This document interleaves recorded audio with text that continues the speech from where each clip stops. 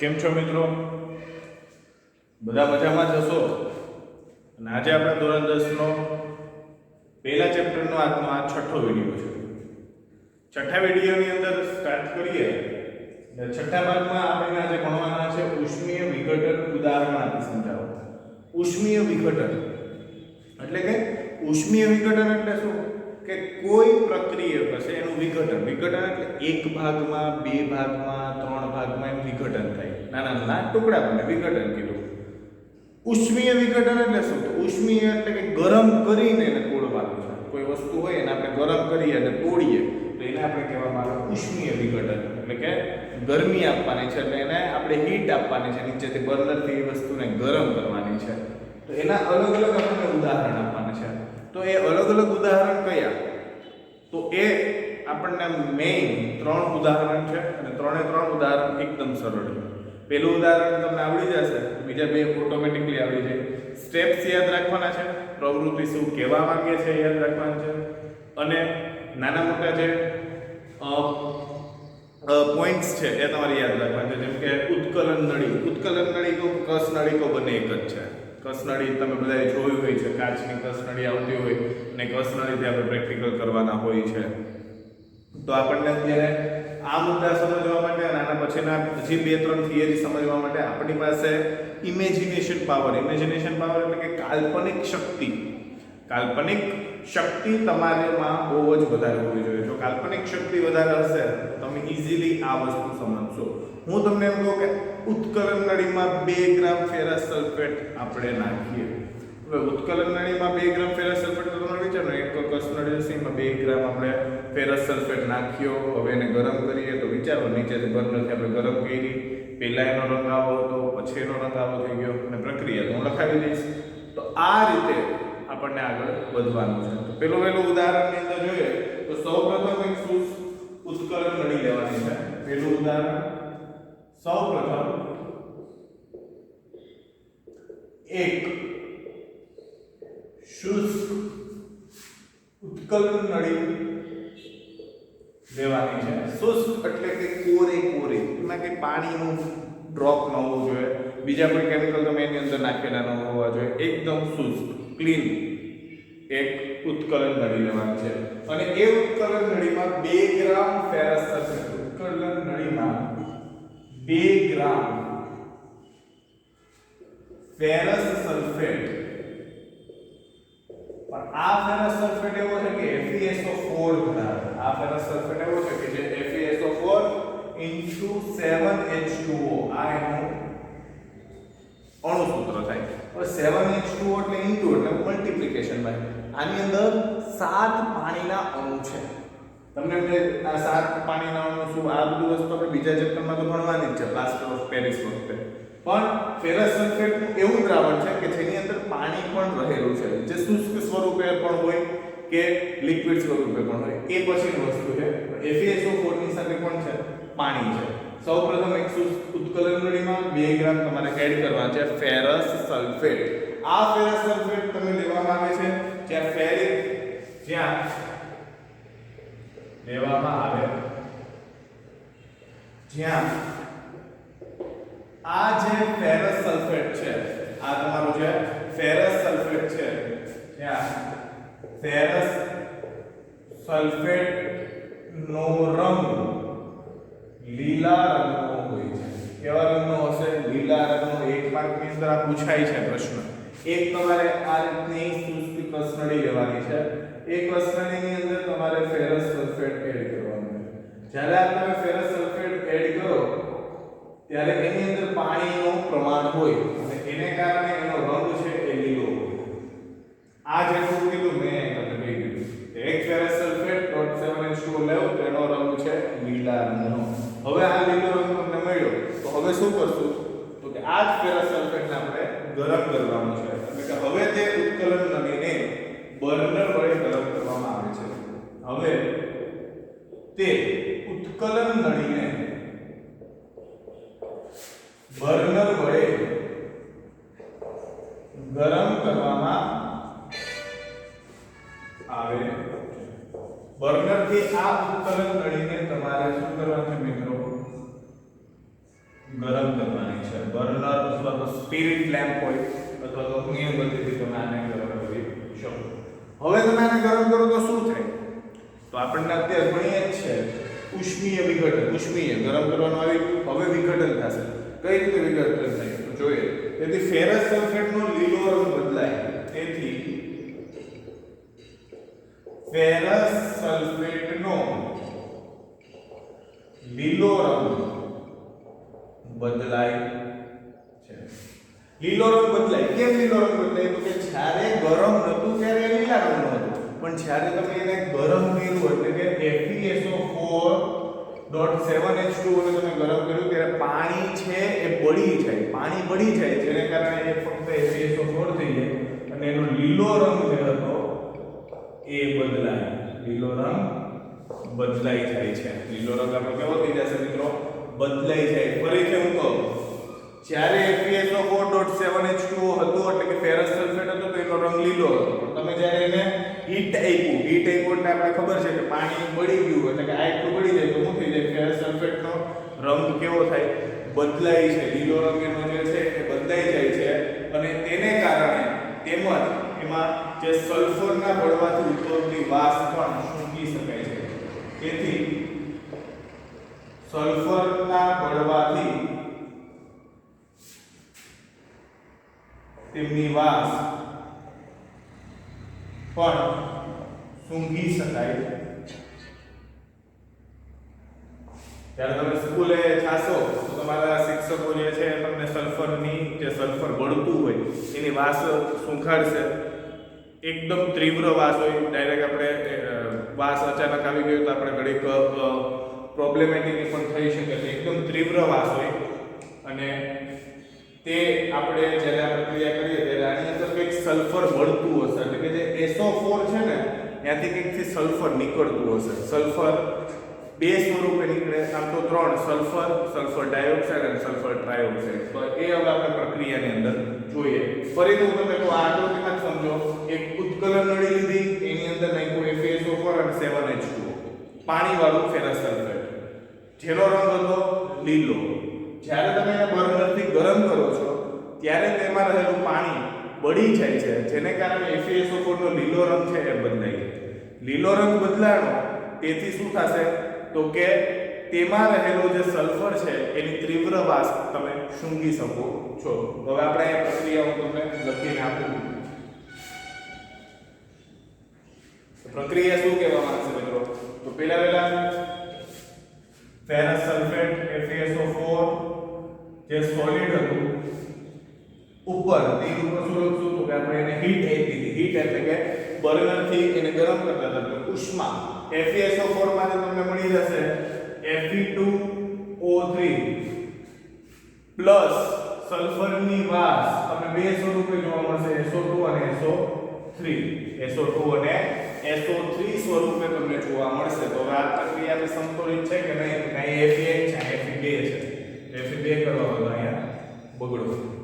તો હવે આપણી પ્રક્રિયા સંતુલિત થઈ જાય છે. એની આગળ આ પ્રક્રિયા આપણે સીધી યાદ રાખવી પડશે કે ફેરસ સલ્ફેટમાંથી ફેરિક ઓક્સાઇડ મળી ગયું. તમને મેં આ બધા નામ કીધા. Fe+3 હોય તો ફેરિક, Fe+2 હોય તો ફેરસ. અહીંયા Fe+3 છે મિત્રો. જો તગડો આ બાજુ ગયો ને ઓક્સિજનનો બગડો આ બાજુ એટલે કે ફેરિક ઓક્સાઇડ નામકરણ કરવાનું છે અને એ તમને મળશે ઘન અવસ્થાની અંદર. જ્યારે SO2 અને SO3 ની તમને વાસ આવે તો વાસ ક્યારે આવશે? કે વાયુમય હશે ત્યારે. તો એ બંનેમાં આવશે G. હવે ખાસ વ્યાખ્યા વિઘટન પ્રક્રિયાની સમજો. પ્રક્રિયા તો એકદમ ઈઝી છે. અહીંયાથી તમને યાદ રહી જાય કે ફેરસ સલ્ફેટ માંથી પાણી જે છે એ પાણીનું બાષ્પીભવન થાય એટલે કે ફેરિક ઓક્સાઇડ મળશે અને સલ્ફરની વાસ આવશે. સલ્ફરની વાસ બે રીતે: SO2 એટલે સલ્ફર ડાયોક્સાઇડ, કાર્બન ડાયોક્સાઇડ એટલે CO2 આપણે બોલીએ ને ડાયોક્સાઇડ, ડાય એટલે બે. તો આ સલ્ફર છે તો સલ્ફર ડાયોક્સાઇડ, સલ્ફર ટ્રાયોક્સાઇડ આનું નામકરણ થાય. હવે અહીં સમજો, કાલે આપણે સંયોગીકરણનું લાસ્ટ લેક્ચર જોયું તો સંયોગીકરણમાં શું હતું તો કે પ્રક્રિયકો એક હતા, બે હતા, ત્રણ હતા એટલે બે કાં તો બે થી વધારે, પણ નિપજ કેટલી હતી? એક જ. આને કઈ રીતે યાદ રાખશું તો કે પ્રક્રિયકો કેટલી છે? એક જ છે, પરંતુ નિપજ કેટલી છે? 2 અથવા 2 થી વધારે. તેને કહેવામાં આવે વિઘટન પ્રક્રિયા. તો જોઈએ, જો એક જ પ્રક્રિયક તૂટીને વધુ સરળ નિપજો આપે તો તેવી પ્રક્રિયાને વિઘટન પ્રક્રિયા કહે છે. જો એક જ પ્રક્રિયા કેટલા છે મિત્રો? એક જ પ્રક્રિયા તૂટ્યું એટલે વિઘટન થયું. તૂટ્યું એટલે શું થાય મિત્રો? વિઘટન થયું. તો એક જ પ્રક્રિયા તૂટીને વધુ સરળ નિપજો આપે તો તેવી પ્રક્રિયાને વિઘટન પ્રક્રિયા કહે છે. એવી પ્રક્રિયાને કઈ પ્રક્રિયા કહેવાય? વિઘટન. એક જ પ્રક્રિયા તો જો પ્રક્રિયા એક જ છે પણ નિપજો કેટલી છે? તો કે નિપજો કેટલી આપે? વધુ. નિપજો 3 નિપજો કાઢી આ વધુ નિપજ આપે તો એને પ્રક્રિયાને કહેવામાં આવે વિઘટન પ્રક્રિયા. કહેવામાં આવે છે. અને 3 ઉદાહરણ છે. એમાં પહેલું ઉદાહરણ આપણે પૂર્ણ કરીએ. આગળ નેક્સ્ટ માં આગળ વધીએ. ચલો ફ્રેન્ડ્સ, બીજું અને ત્રીજું જે એક્ઝામ્પલ છે એ બંને જોડે લઈ લઈએ. થોડો ટાઈમ અને વિડિયો શોર્ટ બને માટે મેં થોડું લખાણ લખીને પ્રક્રિયા બધું બાકી રહ્યું છે. બીજી પ્રક્રિયા જોઈએ. તેવી જ રીતે એટલે આની પહેલા આપણે જે ઉદાહરણ ભણ્યા છે તેવી જ રીતે કેલ્શિયમ કાર્બોનેટ કૌંસમાં એની જે પોઈન્ટ્સ છે એટલે કે કેલ્શિયમ કાર્બોનેટનું અણુસૂત્ર છે એ લખવાનું છે. મારી પહેલા તમારે લખવાનું છે. થોડી સ્પીડથી લખજો. કેલ્શિયમ એટલે Ca+2 અને કાર્બોનેટ એટલે CO3 - 2 એટલે CaCO3 કેલ્શિયમ કાર્બોનેટ ને ઉષ્મા આપવાથી એટલે આપણે પ્રક્રિયા સતત લખતો જ જાઓ. કેલ્શિયમ કાર્બોનેટ જે ઘન અવસ્થા છે એને આપણે ઉષ્મા આપવાની છે. તો આ રીતે કરવાનું. એક સેન્ટેન્સ વાંચો, નીચે આ રીતે સમજો, ઈઝીલી આવશે.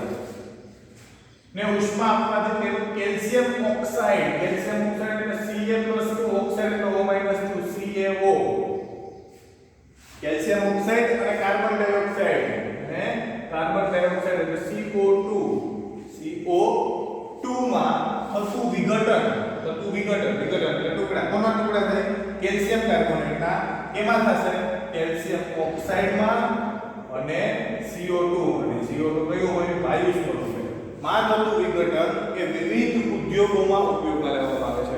એટલે આ જે વસ્તુ છે તે અલગ જગ્યાઓમાં અલગ કંપની મોટા પ્લાન્ટ હોય એની અંદર આનો ઉપયોગ લેવામાં આવતો હોય છે. તો ઉપયોગ લેવામાં આવતી એક અગત્યની વિઘટન પ્રક્રિયા છે. આ એક અગત્યની વિઘટન પ્રક્રિયા છે જેમાંનું કેલ્શિયમ ઓક્સાઇડ જે છે એનું નામકરણ ઉપર કેવું એટલે હું નીચે નથી કરતો, તમારે કરવાનું છે. કેલ્શિયમ ઓક્સાઇડનો ઉપયોગ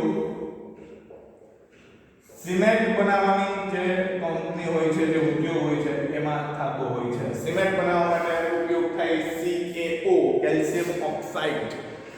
ગઈકાલે આપણે ભણી ગયા હતા calcium oxide, calcium hydroxide, calcium oxide એટલે કડી ચૂનો. તમને એમ પણ પૂછાઈ જાય કડી ચૂનાનો ઉપયોગ ક્યાં થાય તો પણ લખવાનું સિમેન્ટ બનાવવામાં આનો ઉપયોગ થતો હોય છે. તો એક નવો મુદ્દો તો કે આગળ વધીએ. આવી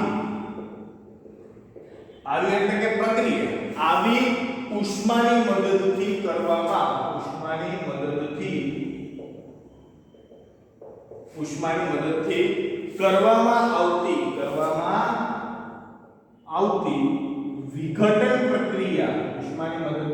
આવતી વિઘટન પ્રક્રિયાને ઉષ્મીય વિઘટન પ્રક્રિયા કહે છે. આવી ઉષ્માની મદદથી કેવું આ પ્રક્રિયા પહેલાની પ્રક્રિયા ઉષ્માની મદદથી કરવામાં આવતી વિઘટન પ્રક્રિયાને ઉષ્મીય વિઘટન પ્રક્રિયા કહેવામાં આવે છે. જ્યાં આપણે પહોંચી ગયા ઉષ્મીય વિઘટનના ઉદાહરણ ઉષ્મીય વિઘટન પ્રક્રિયા કહેવામાં આવે છે. હજુ એનું એક ઉદાહરણ લઈએ. ત્રીજું, એક ઉત્કલન નળીમાં 2 ગ્રામ લેડ નાઇટ્રેટ નાખવાનું છે. આ એક ઉપકરણ નળી છે, આની અંદર હું નાખી દઉં 2 ગ્રામ લેડ નાઇટ્રેટ. લેડ નાઇટ્રેટ એટલે શું થશે? જો મેં લેડ એટલે કાલે આપણે ભણ્યા હતા Pb + નાઇટ્રેટ એટલે NO3 - PbNO3 twice lead nitrate નો ભૂક્કો લેવામાં આવે છે. તો આપણે શું લઈ લીધું?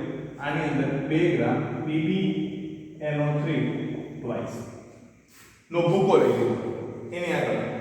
તેથી તેમાં લેવામાં આવે ત્યારબાદ તે ઉપકરણ નળીને ગરમ કરવાની છે. તો હવે આપણે એ ઉપકરણ નળીને શું કરી દઈએ મિત્રો? ગરમ કરીએ અને ગરમ કરીએ ઉપકરણ. હવે તમે જેવો એને ગરમ કરશો તો તેમાંથી કથ્થાઈ રંગ નીકળશે. આ રીતે ધુમાડા નીકળશે અને એ ધુમાડાનો રંગ કેવો છે? ધુમાડો.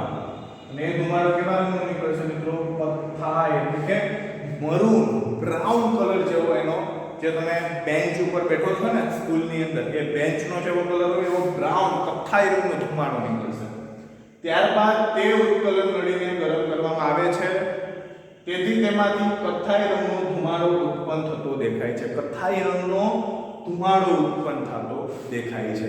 તમને એમ પણ પૂછે કથ્થાઈ રંગનો ધુમાડો ઉત્પન્ન થતી રસાયણની પ્રક્રિયા લખો. થોડું એડવાન્સ થઈએ, તમને યાદ જ ન આવે કયું આમાં લખવું. કઈ નથી, લેડ નાઇટ્રેટ યાદ રાખવાનું છે. લેડ નાઇટ્રેટ યાદ રાખશો એટલે PbNO3 ટ્વાઇસ એને આપણે આપી દઈએ ઉષ્મા. તો કથ્થાઈ રંગનો ધુમાડો નીકળે. અને એ કથ્થાઈ રંગ કઈ? તો તમને પહેલી પ્રક્રિયા યાદ હોવી જોઈએ તો લેડ ઓક્સાઇડ, જે તમને ઘન અવસ્થામાં જોવા મળશે. આનો ભૂકો લીધો એટલે એ પણ ઘન અવસ્થામાં. ધુમાડો નીકળે એટલે વાયુમય વસ્તુ હશે. પણ હવે વિચારો, વાયુમાં ધ્યાન રાખજો, પેલી પ્રક્રિયામાં સલ્ફર હતું એટલે આપણે સલ્ફર ડાયોક્સાઇડ લઈ લેતા હતા. અહીંયા જો નાઇટ્રોજન છે તો આપણે લઈ લેશું નાઇટ્રોજન ડાયોક્સાઇડ. હું સંતુલિત સીધી કરું છું, તમારે સરખું સમજીને સંતુલિત કરવાની છે. મેં તમને શીખવાડ્યું સંતુલિત કેમ કરવાનું છે, પછી લખીને જોવાનું કે ખરેખર સંતુલિત છે કે નહીં. ક્યારેક હું નાનકડી ભૂલ પણ રાખીશ. તમે કોણ મને ફોન કરીને કે કોણ મને મેસેજ કરીને કહો છો કે સાહેબ એ સંતુલિત નથી. નાઇટ્રોજન ડાયોક્સાઇડ અને હજુ એક વસ્તુ મળશે અને એ છે ઓક્સિજન. એ છે ઓક્સિજન. તો અહીંયા આપણે ત્રીજું જે એક્ઝામ્પલ છે એ પણ આપણે પૂરું કર્યું. બહુ ઈઝી છે, અઘરું નથી અને અઘરું આપણે બનાવવાનું નથી. અઘરું લાગે રિમાઇન્ડ કરો, બધું જ મેં તમને શીખવેલું છે. પ્રક્રિયા થોડી યાદ રાખવાની છે. ત્રણેય પ્રક્રિયાનો એક સિમ્પલ વસ્તુ છે. ત્રણેય પ્રક્રિયાની જે પેલી નિપજ મેળવી દરેક નિપજ ઓક્સિજન સાથે છે. એ રીતે તમે યાદ રાખી શકો છો. અને ત્રણેય છે ઉષ્મીય વિઘટનની પ્રક્રિયા છે. ઉષ્મીય વિઘટનની મેં તમને વ્યાખ્યાયિત કીધી પહેલી સ્લાઇડની અંદર કે એક જ પ્રક્રિયા હોય અને એનાથી વધારે સરળ નિપજો મળતી જાય તો તેને કહેવામાં આવે ઉષ્મીય વિઘટન. ત્રણેય પ્રક્રિયા ઉષ્માની હાજરીમાં થાય. ઉષ્મીય વિઘટન પૂછાય તો આ વસ્તુ ઉષ્મા લખવી જ પડે, જે તીર છે એની ઉપર, તો જ ખ્યાલ આવે કે અહીં તમે એને હીટ આપેલી છે. આકૃતિ આ રીતે તમે દોરો તો પણ કોઈ ખોટી નથી પડતી, કારણ કે તમારી બુકમાં તો બહુ લેન્થી અને લાંબી લાંબી આકૃતિ હોય. આકૃતિમાં વધારે સમય બગાડવાનો ન હોય, ફટાફટ આકૃતિઓ દોરવાની હોય છે, તમે સમજાવી શકો. બાકી આપણે નેક્સ્ટ લેક્ચરમાં આગળ વધશું.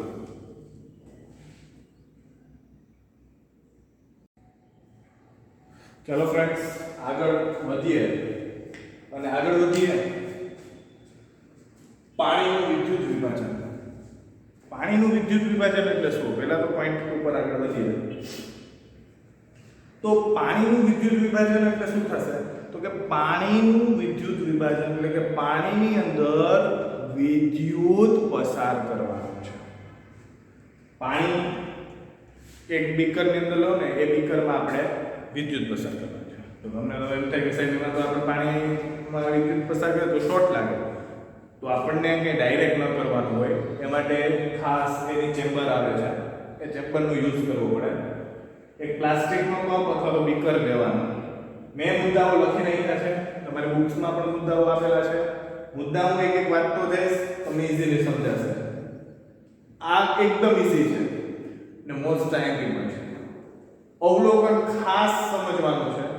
મને વિશ્વાસ છે તમને આવડી જશે. પણ હા, અત્યારે વિડિયો લાંબો થયો છે, ઘણા ઘણાને કંટાળો આવતો હોય તો ભલે આ વિડીયો પાણીનું વિદ્યુત વિભાજનનું સ્ટાર્ટ કરો એ પહેલા પોઝ કરી દો, તમે તાર આટો મારી લો, પાણી પીવું હોય પી લો, પણ આ પોઈન્ટ્સ જોતા હોય તો વચ્ચે બ્રેક નહીં લેતા, બાકી નહીં સમજાય. ઘણા લોકો, ઘણા વાલીઓને મેં કોન્ટેક્ટ કર્યો છે, ઘણા લોકોને મેં પૂછ્યું છે, ઘણા લોકો વિડીયોઝ જોતા પણ નથી, વાલી તો ફોન આપે પણ છે. તો પ્લીઝ વિડીયોઝ જો, મોટા મોટા લેક્ચર્સ આપણા નથી હોતા, અડધી કલાક 35 મિનિટના લેક્ચર્સ હોય છે, શાંતિથી જો, આપણને ઓનલાઈન મળે છે તો આપણને ભણવું જોઈએ.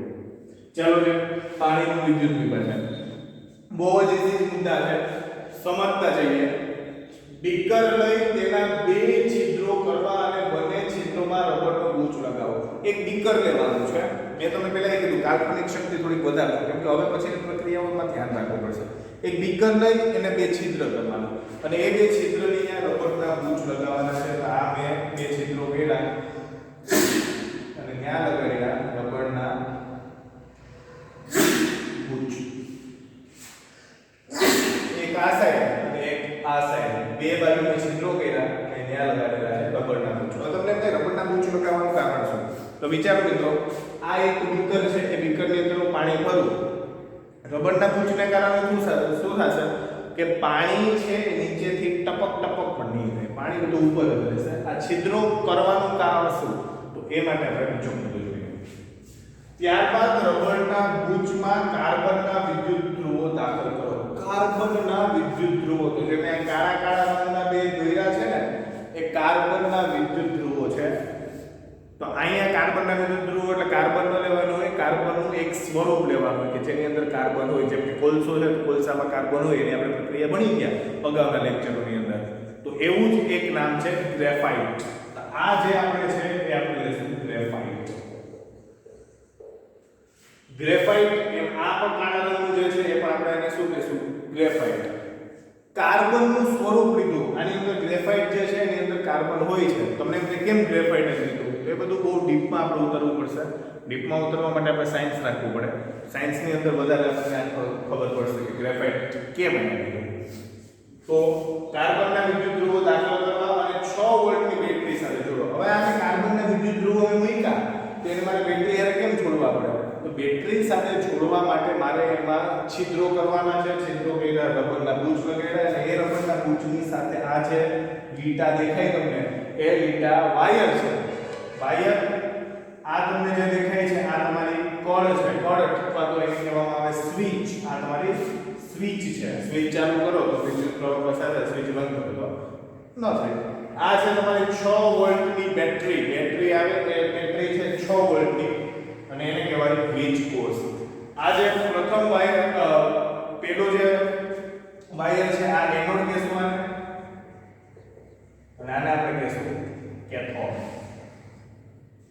ઓકે, એની આગળ આ રીતે સમજાય છે મિત્રો? મેં પહેલા હું કર્યું, એક બીકર લીધું, બીકરમાં બે છિદ્રો કર્યા, એ બંને છિદ્રોમાં રબરના ગૂંચ લગાવ્યા, રબરના ગૂંચ લગાવીને તેની અંદર કાર્બનનું એક સ્વરૂપ એટલે કે ગ્રેફાઇટ મૂકેલું છે અને એ ગ્રેફાઇટની સાથે એનોડ અને કેથોડ મારફતે, સ્વિચ મારફતે એક બેટરી સાથે એને જોડેલ છે. આ બે મુદ્દા છે ને, એ બે મુદ્દાની એક લીટી બનાવવાની, એકદમ ઈઝી. નાના મુદ્દા, રબરનું ગૂંચ લગાવો, ઓકે, પછી પાછું બીજું છિદ્રો કરો, રબરનું ગૂંચ લગાવો, એની આગળ બીજો મુદ્દો શું હતો કે કાર્બનનું સ્વરૂપ મૂકો. આ રીતે નાના નાના ફોર્મ બનાવો, પોઈન્ટ્સ તમે બનાવો. એનસીઈઆરટી ની અંદર તમે તમારી રીતે લખાણ કરી શકો છો, મુદ્દા વ્યવસ્થિત હોવા જોઈએ. આ રીતે વિદ્યુત ધ્રુવો ડૂબે તે રીતે કપમાં પાણી ભરવામાં આવે, એટલે કે વિદ્યુત ધ્રુવો ડૂબી જાય, એટલે કે આ જે વિદ્યુત ધ્રુવો છે એ ડૂબે એ રીતે આપણે કપમાં પાણી ભરવાનું છે. રેડી? ભરવામાં આવે છે અને પાણીમાં મંદ સલ્ફ્યુરિક એસિડના થોડાક ટીપા ઉમેરવાના છે. એટલે આ પાણીની અંદર તમારે શું નાખી દેવાનું? મંદ સલ્ફ્યુરિક એસિડના થોડા ટીપા. સલ્ફ્યુરિક એસિડ તમને ખબર છે H2SO4. ત્યારબાદ પાણીથી ભરેલ બે કસનળી લો અને તેને કાર્બનના બે ધ્રુવો પર ઊંધી ગોઠવો. હવે તમને આ જે બ્લુ લીટી દેખાય છે એ બે જે છે એ મારી કસનળી છે. શું છે મિત્રો? કસનળી. એક કસનળી લેવાનું. હવે વિચારો, આ મારું કાર્બન છે એટલે કે ગ્રેફાઇટ છે અને આ મારી કસનળી છે. તો કસનળીમાં પાણી ભરી આની ઉપર આપણે ઊંધી કરી દેવાની છે. આની ઉપર આપણે આમ ઊંધી કરી દેવાની છે. ઊંધી કરી દેવાની છે શું? તો કે કસનળી જો એમ જ કીધું. ત્યારબાદ પાણીથી ભરેલી બે કસનળી લેવાની છે અને તેને કાર્બનના બંને ધ્રુવો પર એટલે કે બંને ધ્રુવો પર ઊંધી ગોઠવી દો. તો આપણે આને ઊંધી ગોઠવી દીધી છે. પાણી છે ને અહીંયા સુધી છે, બધામાં પાણી છે. અમે ઉપર લીટો માર્યો ને ત્યાં સુધી પાણી આવ્યું નથી, ઉપર થોડી જગ્યા ખાલી રહી ગઈ. ત્યારબાદ ઉપકરણને ચાલુ કરી, ઉપકરણ એટલે આખું આ આકૃતિની અંદર જે સિસ્ટમ હોય છે એને આપણે ચાલુ કરવાનું છે. એની સ્વિચ સ્ટાર્ટ કરવાની છે. ચાલુ કરી ખલેલ પહોંચાડો. ખલેલ એટલે કે હલાવવાનું નથી, એમને રહેવા દો. સ્વિચ ચાલુ કરીને મૂકી દેવાનું, કારણ કે અડવાનું કોઈ નથી. ખલેલ પહોંચાડ્યા વગર થોડો સમય મૂકી રાખો, થોડોક સમય રહેવા દેવાનો. ફરીથી એક પ્લાસ્ટિક કપ અથવા તો બીકર લેવાનું છે, એની અંદર બે છિદ્રો પાડવાના છે, તેમાં રબરનું બૂચ લગાવવાનું છે અને એ રબરના બૂચની બાજુમાં તમારે જે કાર્બનનું સ્વરૂપ છે ગ્રેફાઇટ એના બે વિદ્યુત કોષો લગાડવાના છે. તેની સાથે એનોડ અને કેથોડ અને સ્વિચ મારફતે એને 6 વોલ્ટની બેટરી સાથે જોડી દેવાની છે. ત્યારબાદ બે કસનળી પાણીથી ભરેલી દેવાની છે અને વિદ્યુત કોષ ઉપર એને ઊંધી વાળી દેવાની છે, જેમ કે આ બ્લુ કે લાઈન લીધી છે એ. અને છેલ્લે કીધું આ ઉપકરણને ચાલુ કરી અને તમારે સાઈડમાં એને થોડા સમય માટે મૂકી દેવાનું. અવલોકન શું થાય? તો અવલોકન અહીં આપેલું છે કે બંને કસનળીમાં પાણીનું વિસ્થાપન થતું હોવાથી, વિસ્થાપન એટલે કે જુદું પડે છે. બંને કસનળીમાં પાણીનું વિસ્થાપન થતું હોવાથી બંને ધ્રુવો પર પરપોટા ઉદ્ભવે. આ બંને ધ્રુવ છે ને, આ બંને ધ્રુવ પર આવા પરપોટા ઉદ્ભવે. પરપોટા ખબર ને મિત્રો, પરપોટા ઉદ્ભવે છે, દેખાય છે. તો હવે જો કોનું આપણે વિદ્યુત વિભાજન કરીએ તો કે પાણી એટલે પ્રવાહ એ લિક્વિડ, એનો આપણે શું કરીએ મિત્રો? વિદ્યુત વિભાજન. આનું વિદ્યુત વિભાજન કર્યું એટલે આપણે શું મળ્યું? એક મળ્યું H2 ગેસીય સ્વરૂપે અને એક મળ્યું O2 એ પણ વાયુ સ્વરૂપે. O2 છે, હવે લખવું કેમ ધ્યાન રાખજો, આ હાઇડ્રોજન છે તો એક બાજુ હાઇડ્રોજનના પરપોટા મળ્યા, એક બાજુ આપણે ઓક્સિજનના પરપોટા મળ્યા. આ તો ઓક્સિજન એક જ છે તો સમજો આ રીતે તમારે લખવાનું 1/2 ઓક્સિજન. આમ પણ જો તો બે વાયુ બે ઓક્સિજન થઈ ગયું, પણ ક્યારે એકલું ઓક્સિજન ન લખાય. એટલે આ રીતે અડધો O2, આ ઓક્સિજન O2 છે એ પણ કેટલું છે? O2 નું અડધું થાય એટલે 1. એટલે આ રીતે લખવાનું 1/2 O2. બંને એકઠા થયેલ વાયુનું કદ લગભગ કેવું છે? સમાન જ છે. સમજો આ બે વાયુ મળ્યા ને, આ બે વાયુનું કદ કેવું હોય? તો કે અહીંયા હું સાઈડમાં લખવા આપી નામ કરવાનું નથી, ખાલી સમજાવવા માટે લખું કે વાયુનું કદ સમાન જોવા મળે. વાયુ આ બંને વાયુનું કદ કેવું જોવા મળે? સમાન. જેમ કે આ બાજુ છે H2 અને આ બાજુ છે O2. પણ O2 કેવું છે? 1/2 O2. સમાન જોવા મળે. આ બંને કસનળીમાં વાયુ ભરાઈ જાય ત્યારે, બંને કસનળીમાં વાયુ જે હતો એ ભરાઈ જાય. કયો વાયુ છે? H2 અને O2. વાયુ ભરાઈ જાય ત્યારે કસનળીને દૂર કરી વારાફરતી બંને કસનળીના મુખ આગળ, એટલે વિચારો આ જે કસનળી હતી, હવે તમે કસનળીને બહાર કાઢો તો પાણી તો આપણે કસનળીને ઊંધી કરી એટલે પાણી પીમાં જ રહેવાનું છે. પણ પાણી જેવું જાય એટલે આ વાયુ હતું એ બધી કસનળીમાં છે, એટલે કસનળી તમે આવી રીતે ઊંધી છે ને સીધી કરવાની છે. સીધી કરીને આવી રીતે આપણે આડો હાથ રાખી દેવાનો છે, એટલે એની અંદર જે વાયુ છે એ અંદર ને અંદર રહે. સમજાય છે? આ કસનળીને પછી તમારે સીધી કરી દેવાની છે. કસનળીને તમે સીધી કરશો તો તમારે શું કરવાનું છે કે કસનળી જેવી સીધી થઈ એટલે તમારે એની અંદર રહેલો વાયુને એકઠો કરવાનો છે. એટલે કે એકઠો એટલે ભેગો ન કરવાનો કે દેખાતું ન હોય કે હાઇડ્રોજન હાય એવું ન હોય. હાઇડ્રોજન આપણે અત્યારે પણ બધામાં હાઇડ્રોજન ઓક્સાઇડ ઉડે આપણે દેખાય છે, તો આપણે આવી રીતે હાથ આડો રાખવાનો એટલે અંદર જે એનો વાયુ હતો અહીંયા ને અહીંયા રહે. સમજાય છે મિત્રો? ફરીથી કહું છું, આ કસનળી જે બ્લુ મેં લીટી કરી એ કસનળી પેલા આપણે ઊંધી વાળી એને હવે આપણે સીધી કરી દેવાની છે. સીધી કરો એટલે પાણી તેમાં જોડાઈ ગયું આની અંદર જ, બીકરની અંદર. પણ આ જે વાયુ છે આને કાળા કાળા ટપકા કર્યા, પરપોટા સ્વરૂપે રહેલું વાયુ એ એમાં રહી જશે. એમાં રહી જશે તો શું થશે? તો વારાફરતી બંને કસનળીના મુખ આગળ સળગતી મીણબત્તી મૂકવાની છે મિત્રો, સળગતી મીણબત્તી.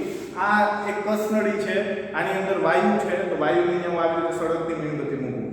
જેવી હું સળગતી મીણબત્તી મૂકું તો આખી કસનળીની અંદર જે વાયુ હોય, આખી કસનળીની અંદર જે વાયુ હોય એ આખી કસનળી સળગી જાય. કેમ સળગે તો જો લાવી વાયુની પરખ કરવામાં આવે છે. વાયુને શું કરવાની છે? પરખ, કે જો એ સળગે છે કે નથી સળગતું. તો પરખ કરતા બંને કસનળીના વાયુઓ સળગે છે. બંને કસનળી, આ ખાસ મુદ્દો જે મેં રાઉન્ડ કરેલો છે કે પરખ કરતા, પરખ કેમ કરી ખબર પડી?